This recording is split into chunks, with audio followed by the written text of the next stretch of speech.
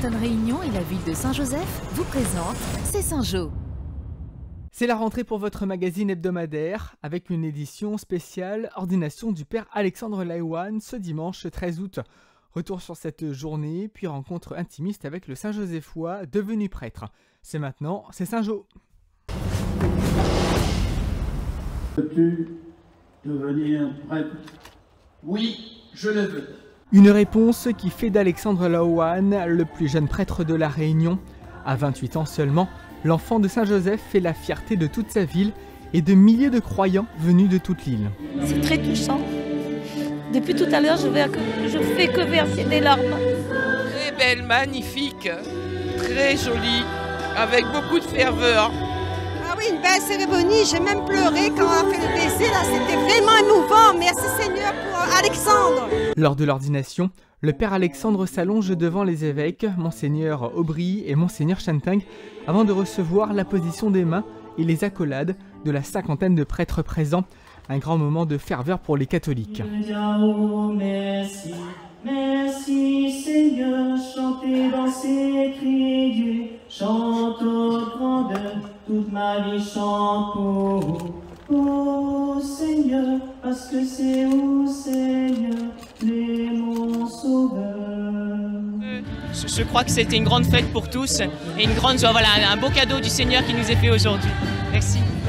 Les jeunes sont les premiers apôtres des jeunes, les enfants sont les premiers apôtres des enfants.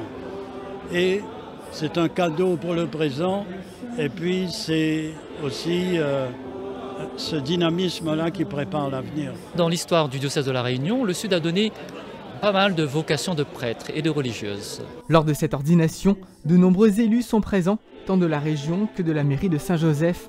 Patrick Le Breton, fier de voir un Marmaille du Butor devenir prêtre. Je pense que cet après-midi, la ferveur, la piété, le sentiment d'être en famille a réuni les Réunionnais au-delà des religions. Cette ordination signe le dernier grand événement de Monseigneur Gilbert Aubry avant sa retraite. Père Alexandre retourne aujourd'hui à Rome afin de terminer ses études. Il sera dans le diocèse de Lille dans un an. C'est à l'église du Butor que celui qu'on appelle désormais Père Alexandre nous avait accordé une interview une semaine avant son ordination. C'est juste devant là, ce tabernacle où à 6 ans, 7 ans, j'ai fait ma première communion en avant sur les autres. Et où, en regardant le curé de l'époque, le Père Fontaine, que beaucoup de gens connaissent ici, en voyant sa joie, finalement, il y avait deux interrogations, me disant tiens, mais il est vachement joyeux ce prêtre, il n'a pas de femme, ça je suis sûr, il n'a pas de femme, comment il fait? Il est super heureux. Et puis, il n'a pas d'enfant. Et en même temps, bon, c'est comme si on était tous un peu ses enfants.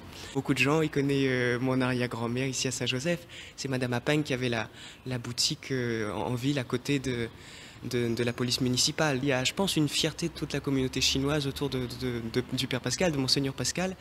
Et puis au-delà de ça, c'est aussi l'histoire de la Réunion que nous voilà sous nos yeux.